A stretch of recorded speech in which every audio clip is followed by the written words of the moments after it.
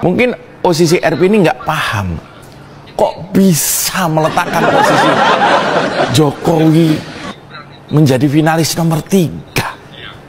Menurut saya nggak paham nih. Anda perlu tahu, Pak Jokowi itu tidak pernah kalah dalam setiap kompetisi.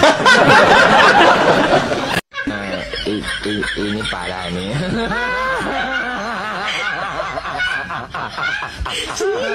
Tenang.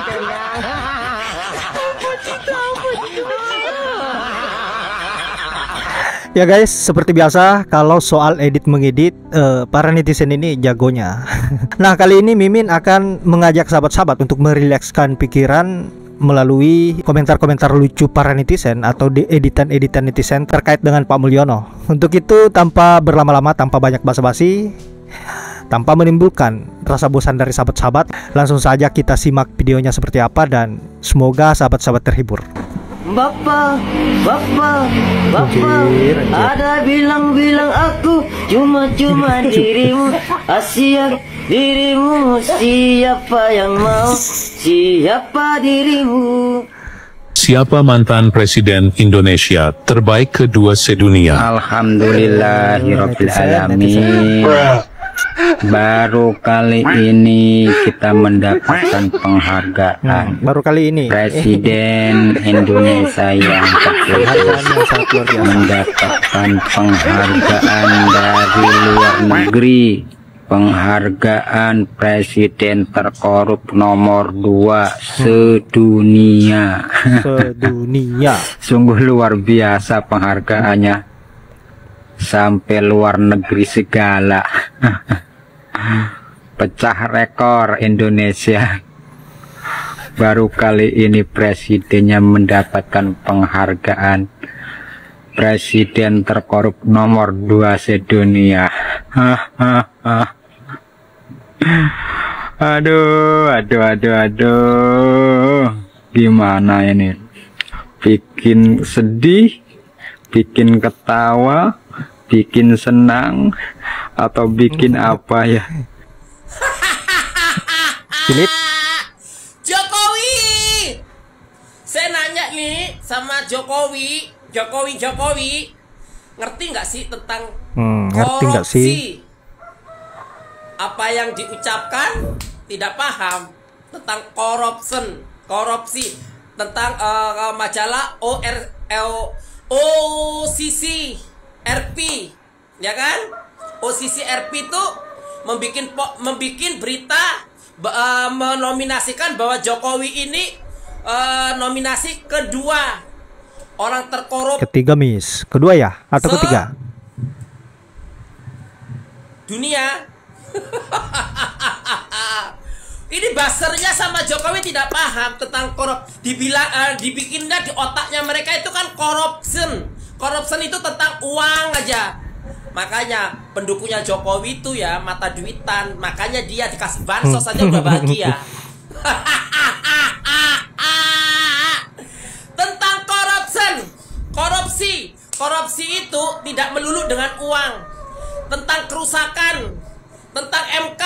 Kemarin Jokowi kan mengajukan anaknya itu, ya kan, merubah sistem. Itu namanya korupsi. Itu merubah sistem, itu namanya korupsi. Tentang pemberantasan korupsi, gagal, dia melemahkan KPK. Itu namanya corruption. Dan satu lagi, tentang pembangunan tol. Jokowi membangun tol itu merubah undang-undang. Jadi kalau orang yang jalanan ini yang akan dibangun oleh pemerintah, kalau tidak mengikuti, dia tidak akan mendapatkan ganti rugi. Dan ganti ruginya pun serendah-rendahnya kayak orang beli cilok. Dan banyak orang yang ganti rugi itu tidak dibayar. Aku ingin tahu nih para pendukungnya si Jokowi ini, seandainya ini kamu, ya kan, kamu ini ya menjadi korban tentang pembangunan tol yang tidak dibayar. Kamu masih menyembah Jokowi nggak? Menyembah nggak tuh? Hah? Saya nanya nih. Hah?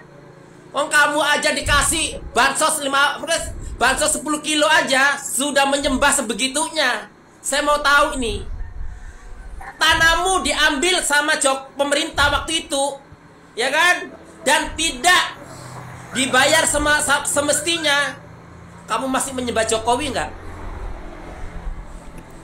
Ini yang dibilangin perusak. Itu hanya dia dinobatkan menjadi presiden terkorup di dunia nomor 2. Salam waras. Nah, waktu ngedabur dari sini. Korea beberapa bulan yang lalu 30 investor. Investor asing di Indonesia itu sangat diuntungkan karena Indonesia negara kaya, ya. Jasa tenaga kerjanya saja murah karena basic salary-nya pun murah dan banyak sekali pengangguran. Jadi silahkan, ya, investasi di Indonesia silahkan, ya. Apalagi jika diberikan karpet merah, ya, diberikan konsesi seluas-luasnya untuk investasi di tambang, silahkan.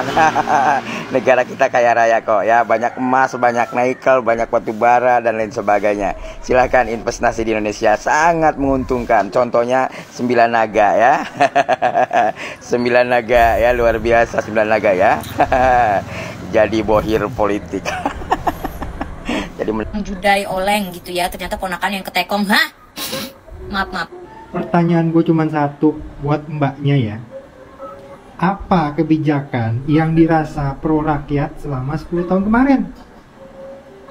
Yang 10 tahun kemarin bisa diapresiasi dari kerjanya seorang presiden ke-7.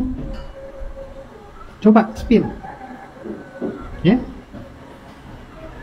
Menabrak aturan, menabrak konstitusi demi melenggangkan sang putra mahkota. Sayang aja nih, negara kita bukan negara kerajaan, ya. Sayang aja kalau negara kita negara kerajaan, itu habis anaknya, kakaknya, entar habis itu bergiliran ya guys. Bersyukur saya negara ini tidak berdasarkan habis kerajaan. Nggak berdasarkan kerajaan aja udah betul, susah betul, kayak betul. begini. Selama 10 tahun kemarin apa kebijakan yang pro, ya, yang rakyat tuh bisa ngerasain, oh ini bener nih? Nggak ada. Yang ada utang numpuk tuh. Kok bangga sih mbak jadi barisannya bapak ini presiden ke-7? Kalau saya malu karena nggak ada yang bisa dibanggakan. Itu kalau menurut saya loh, ya, nggak tahu kalau menurut yang lain, ya. Udahlah, kita jangan terlampau membela, ya. Jangan, sadar mbak, sadar, ya. Kalau mau jadi influencer, influencer yang bagus, yang baik, yang pro terhadap rakyat, ya. Bukan saya bilang mbak menyesatkan, enggak, saya nggak bilang begitu, ya. Seharusnya menjadi influencer yang membangun. Apa yang terjadi, katakan yang benar. Jangan pura-pura bahagia mbak, kasihan, ya. Kasihan saya lihat mbak gitu loh. Kalau saya sih ogah mbak, ya, ikut serta jadi bagian presiden ke-7. Malu saya nggak pandai berkata-kata, tapi apa yang saya katakan ini, apa yang saya sampaikan ini mungkin suara hati saya yang paling dalam terhadap apa yang terjadi, apa yang dirasa selama 10 tahun kemarin. Segitu dulu mbak, terima kasih. Salam waras ya mbak.